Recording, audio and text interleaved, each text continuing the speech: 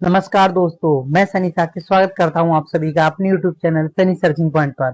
आज हम बात करेंगे कक्षा 12 में जो अध्याय हमने पढ़ा था संस्कृत दिग्दर्शिका का, तीन आत्मज्ञ एवं सर्वज्ञ, अर्थात आत्मज्ञानी ही सर्वज्ञानी होता है। ठीक है, तो याज्ञवल्क्य और मैत्रेयी का जो संवाद था उसको हम पढ़ चुके हैं।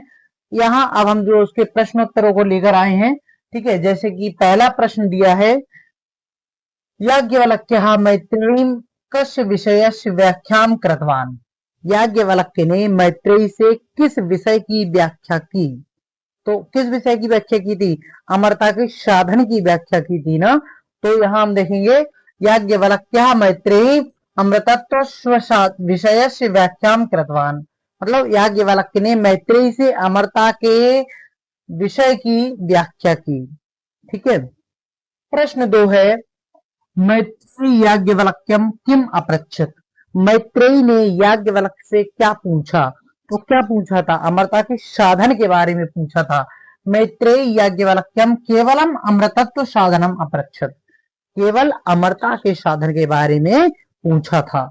ठीक है, प्रश्न 3 है, वित्तेन कस्य आशा नास्ति। वित्त से किसकी आशा नहीं है? तो धन से, वित्त माने धन से या पैसे से किसकी आशा नहीं होती है? अमरता की आशा नहीं होती है। ये बात याज्ञवल्क्य जी बता चुके, क्योंकि उन्होंने कहा था कि क्या संपूर्ण पृथ्वी जो धन से पूर्ण हो जाए तो क्या मैं इससे जो है अमर हो जाऊंगी? ठीक है, तो वित्तेन अमृतत्व आशा न अस्ति, वित्त से अमरता की आशा नहीं है। ठीक है, बल्कि किस चीज क्या हो सकता है कि जैसे साधन संपन्न लोगों का जीवन होता है वैसे ही तुम्हारा जीवन हो जाएगा, यही तो बताया था उन्होंने। लेकिन अमरता की आशा नहीं है। प्रश्न 4 है, कस्य कामाय सर्वम प्रियम भवति। किसकी कामना के लिए सब कुछ प्रिय होता है?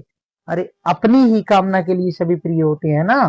तो यहाँ है आत्मना कामाय, अपनी ही कामना के लिए सर्वम प्रियम भवति, सभी प्रिय होते हैं।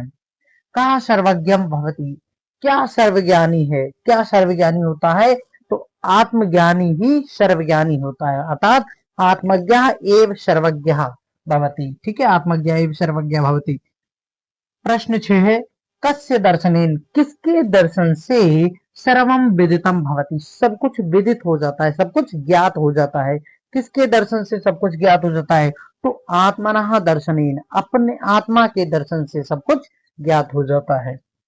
प्रश्न 7 है, याज्ञवल्क्येन मैत्रेयी प्रति किम अपृच्छत अमृतत्व साधनम उक्तम। याज्ञवल्क्य ने मैत्रेयी के प्रति किम मानी क्या? अमृतत्व साधनम, अमरता के साधन को उक्तम मानी कहा। याज्ञवल्क्य ने मैत्रेयी से जो है किस अमरता के साधन के बारे में कहा था? तो याज्ञवल्क्येन आत्मज्ञानी एवं, आत्मज्ञानी ही अमृतत्व साधनम, अमरता का साधन होता है। ठीक है, याज्ञवल्क्य ने आत्मज्ञानी को क्या है? अमरता का साधन बताया है।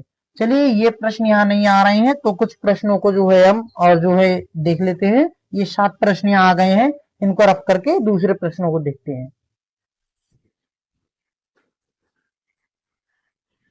आइए, तो अब हम जो है आगे के प्रश्नों को देख लेते हैं। जैसे प्रश्न हमें दिया है 8, मैत्रेयी कस्य पत्नी आसीत। मैत्रेयी किसकी पत्नी थी? तो किसकी पत्नी थी मैत्रेयी?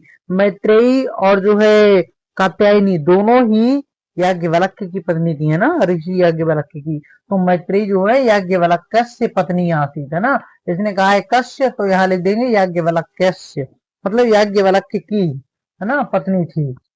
प्रश्न 9 है, कहा द्रष्टव्य श्रोतव्य मंतव्य निधिध्यासितव्य च।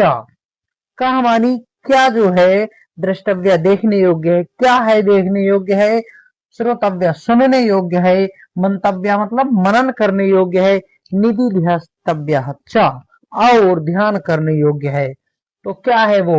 तो आत्मा, अपनी जो आत्मा है वही देखने योग्य है ना, वही सुनने योग्य है, मंतव्य मानी मनन करने योग्य है और ध्यान करने योग्य है, आत्मा ही ये सब है। आगे है प्रश्न 10, कात्यायनी कस्य पत्नी आसीत। वही प्रश्न जो भी हम बता रहे हैं। तो कात्यायनी किसकी पत्नी थी?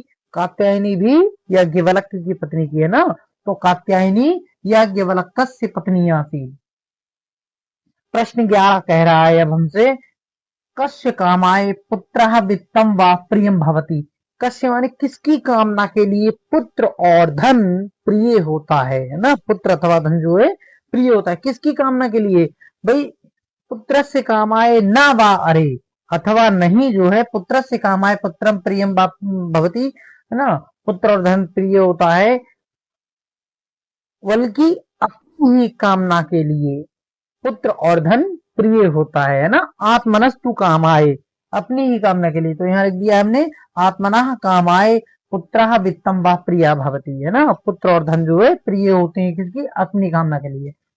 प्रश्न 12 है कस्य कामाय जाया प्रिया भवति। तो पत्नी जो है, जाया माने पत्नी, किसकी कामना के लिए प्रिय होती है, तो पत्नी जो है पत्नी की कामना के लिए पत्नी प्रिय नहीं होती है, बल्कि अपनी ही कामना के लिए पत्नी प्रिय होती है।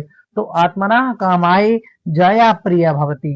प्रश्न 13 है कस्य कामाय पति ही प्रिय भवति। किसकी कामना के लिए पति प्रिय होता है, तो आत्मनस्तु कामाय पति ही प्रिय भवति है ना, आत्मनः कामाय पति प्रिय भवति, तो अपनी कामना के लिए आत्मनः कामाय पति ही प्रिय भवति। ठीक है, विसर्ग लगा देंगे आत्मनः पे, आत्मनः कामाय पति ही प्रिया भवति, अपनी कामना के लिए पति प्रिय होता है। इस प्रकार से जो है हमारे इस चैप्टर के आत्मज्ञ एवं सर्वज्ञ, आत्मज्ञानी ही सर्वज्ञानी है, इसके जो है सभी प्रश्न हमने कर लिए हैं। ठीक है, और जो है हिंदी में अनुवाद के लिए मैं पिछले उसमें क्लास में समझा चुका हूँ कि हिंदी में अनुवाद के लिए क्या है, संदर्भ अगर दे रहा है तो हम संदर्भ में, मतलब संदर्भ भी मैंने लिख के दिखाया है।